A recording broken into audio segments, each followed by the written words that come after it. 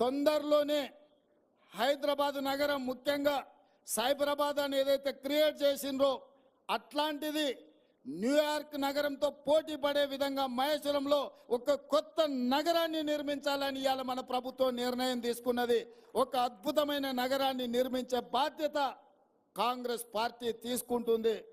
ఈ పక్కనే Ramoji film city ఉన్నది, మీకు అందరికీ తెలుసు. రామోజీ ఫిలిం సిటీ దేశంలో ఉండే సినిమా షూటింగ్లకు ఈరోజు ఉపయోగపడుతుంది. కానీ మా ప్రభుత్వం ఇంకొక ఫిలిం సిటీని క్రియేట్ చేయాలని ముంబైలో మహారాష్ట్రలో ఉన్న హిందీ ఫిల్మ్ ఇండస్ట్రీ మొత్తం ఇక్కడికి రావాలి. మన రాచకొండ గుట్టలు మన ప్రాంతం అద్భుతంగా, మనము ఊటీలు ఎక్కడెక్కడికో పోతున్నాం. ఒక్కసారి మునుగోడు వెనుక ప్రాంతము, ఇబ్రహీంపట్నం ముందు ప్రాంతం, రామోజీ ఫిలిం సిటీ పక్కల నుంచి ఆ తండాలకు నేను ఎన్నికల ప్రచారంలో పోతే అద్భుతంగా మనకు ఊటీ కంటే అద్భుతంగా మన ప్రాంతం కనిపించింది. ఈ ప్రాంతంలో అద్భుతమైన సినిమా షూటింగ్లను చేపట్టడానికి అవకాశం ఉంది.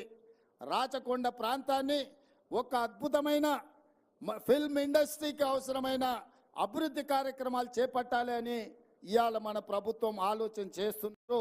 తొందరలోనే హైదరాబాద్ నగరం ముఖ్యంగా సైబరాబాద్ అని ఏదైతే క్రియేట్ చేసిండ్రో అట్లాంటిది న్యూయార్క్ నగరంతో పోటీ పడే విధంగా మహేశ్వరంలో ఒక కొత్త నగరాన్ని నిర్మించాలని ఇవాళ మన ప్రభుత్వం నిర్ణయం తీసుకున్నది. ఒక అద్భుతమైన నగరాన్ని నిర్మించే బాధ్యత కాంగ్రెస్ పార్టీ తీసుకుంటుంది. ఈ పక్కనే రామోజీ ఫిలిం సిటీ ఉన్నది, మీకు అందరికీ తెలుసు. రామోజీ ఫిలిం సిటీ దేశంలో ఉండే సినిమా షూటింగ్లకు ఈరోజు ఉపయోగపడుతుంది. కానీ మా ప్రభుత్వం ఇంకొక ఫిలిం సిటీని క్రియేట్ చేయాలని ముంబైలో మహారాష్ట్రలో ఉన్న హిందీ ఫిల్మ్ ఇండస్ట్రీ మొత్తం ఇక్కడికి రావాలి. మన రాచకొండ గుట్టలు మన ప్రాంతం అద్భుతంగా, మనము ఊటీలు ఎక్కడెక్కడికో పోతున్నాం.